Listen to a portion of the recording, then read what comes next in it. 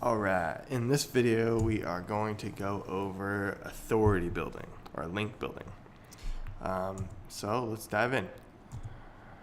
Real quick, we're going to zoom out here and see exactly where we're at. So we're in stage 6 right now, authority building. It's who you know. You're going to go from a nobody to a somebody. Basically, you're going to go out, create connections and relationships with other websites, get them to exchange data, content, links, that different types of stuff, so that Google knows you're a somebody and not just a random company starting out of nowhere. So this video will be pretty short, but let's just jam through it. So overview on why. Link building is a direct way to prove to Google you are a relevant, high authority set that deserves a top ranking position for the services you provide. Without link building, you are a ship with no sail. So what we need to do is build trust and authority to your website and let Google know that you're a relevant, trustworthy, authoritative company online. Without doing this, like I said there, you're a ship with no sail. You're an island in the middle of nowhere. Nobody knows you exist. So you need to start building those links and socials and all sorts of different types of stuff that we'll talk about in a minute, so that Google knows that you're worthy of being a top ranking company. So how do you do this? One brick at a time. So what's the process here? So there are many ways to the top, many different ways to get links, many different kinds of links. We've kind of talked about links in the last video, but here's a couple. So outreach, you're going to email blogs and sites and get branded links coming back to your website. I just touched on that a little bit. You're going to create relationships, ask to exchange content, different types of stuff. Now, if we did an outreach training, that would be a whole nother 20 videos. So there's many different ways to do it. A lot of different stuff works, but you're always kind of having to adapt, because most companies like ours are getting 10, 15 of these emails every single day. So filtering through them and being one that stands out is a special talent. Local PR. So you can go and talk to local companies, local news stations, local bloggers, local social influencers, and exchange content or money for paid links, or maybe sponsors some kind of event they're doing, stuff like that, as long as you get a link back from their website. We have different events in town that we do often, like yearly. That helps build us up in the local area, also get our name out there, all this different types of stuff. As long as you're getting a link back as well, it's super, super valuable for your brand and for your online presence. Self-built sites. So this is where it gets super complicated. But basically, if you had the means and the time and the willpower, you could go out and create specific websites and build websites on topics that are similar to your money-making company, and build up content and blogs and different types of stuff. There's a lot of hairy details there that you wanna know before you go out and try this. But basically, you can go out there and create many different sites and blogs and Instagram pages and things like that on different topics that are relevant to your main money-making company. And over time, those sites can help build up your brand. How do I explain that even deeper? So keep in mind how many links you have to build, as it may be extremely time-consuming. Time is huge here. If you don't have the strategy already built or haven't already done this many times before, then you're going to be starting from scratch, and it's basically like building a separate company, and you're going to need to do that 10 times in order for this kind of strategy to work. It's not something that people talk about a lot, but it does work. You just gotta, we have a team to do that type of stuff. We have connections with other companies that we can do, so it's easy once you get the ball rolling. But to get it off the ground is kind of hard, because you're going to need to create a lot of content. It's going to need to be popular. Yeah, all the problems most people have with their original company. So duplicating that 5-10 times is going to be pretty difficult. And if you need to build 120 links, this is obviously only going to work for a little portion of those links. So it's just one of the many strategies.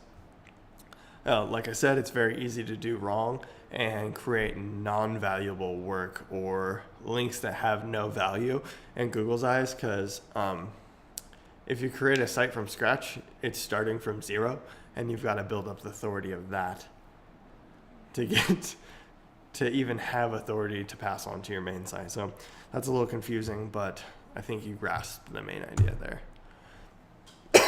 Sorry about that. So there's also buying links.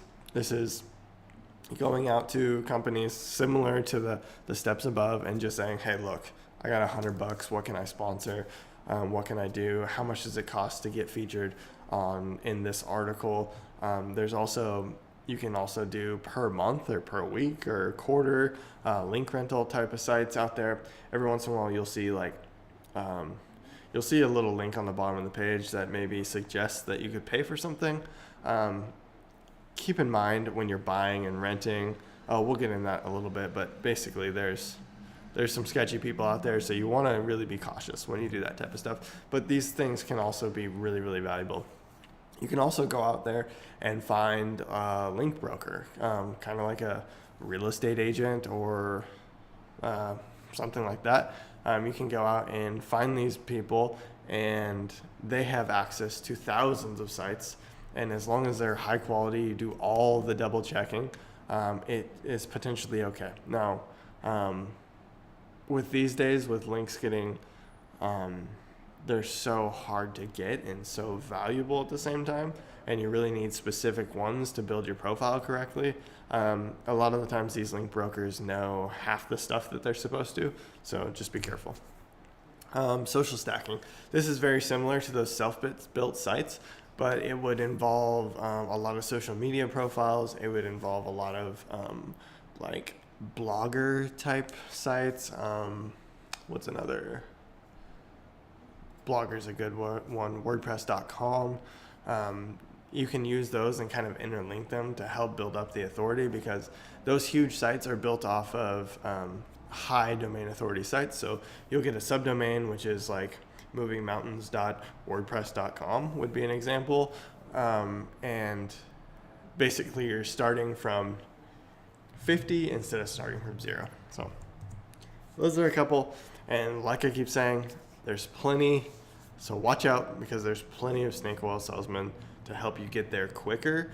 But it might topple your whole empire trying to get there.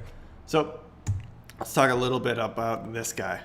And I keep mentioning it, but it's super, super important to be very, very cautious in this space, because there are so many people that say they know what they're doing, and they give us a terrible rap for people that actually know what they're doing, and they're selling stuff for $5 or $100 or $200 a month, and it's just, you're getting one piece of the pie or the puzzle or whatever, and it's not going to be high quality. So it's dangerous out there. What should you look out for? Black hat techniques, get rich quick SEO methods. In the long run, they an equal penalty. So if somebody's saying rankings overnight or first page rankings in 12 hours or something ridiculous, and based off the timelines that we've laid out in these videos, you know that yeah, it's possible to get quick rankings if there's no competition and you've done everything right and you already have a huge authority. But most of the time, these people are just giving blanket statements and saying that if you could create a blog today, you can be ranked tomorrow, which is BS. So buying and renting links from unvetted sources. So make sure you have example sites you can go and look, and make sure they're not just some huge directory that's like a client contacted me the other day. They had a bad link coming into their website. I looked at it, and I think it was in the water damage space. So water damage, mold remediation, that type of thing. Very, very valuable every customer. So they're doing their best to try to get links and build up their authority. They ended up getting a link from an unvetted source, which was basically a directory. And it was a water damage website, but it was just a plain WordPress site. And there was 3,000 posts on water damage, and every single one of them linked to another water damage company.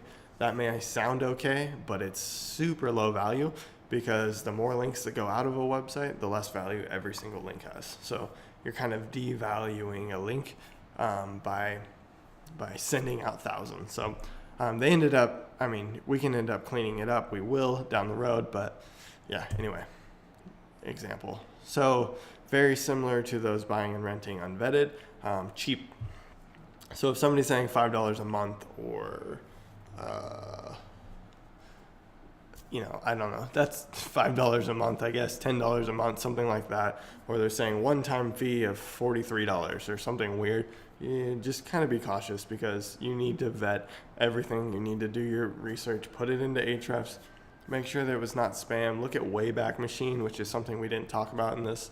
Wayback Machine is an amazing tool. You can put a URL in there and look back on a calendar for like as long as that domain's existed, and see what the different websites looked like that were on that domain. And if you see Chinese sites or spammy sites, or you know what I mean, just spam stuff, buy Nike Air or Louis Vuitton or like Viagra or something like that, you don't want anything to do with those type of sites.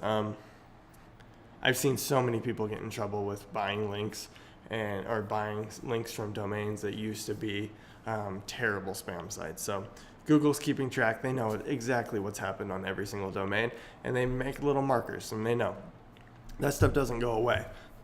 So just vet everything. Cheap links usually mean low quality, or even dangerous, potential danger. Non-relevant links it's incredibly important. So everybody's going to argue a little bit on what relevant means, but these days you need the website that's linking to you needs to be basically about your niche.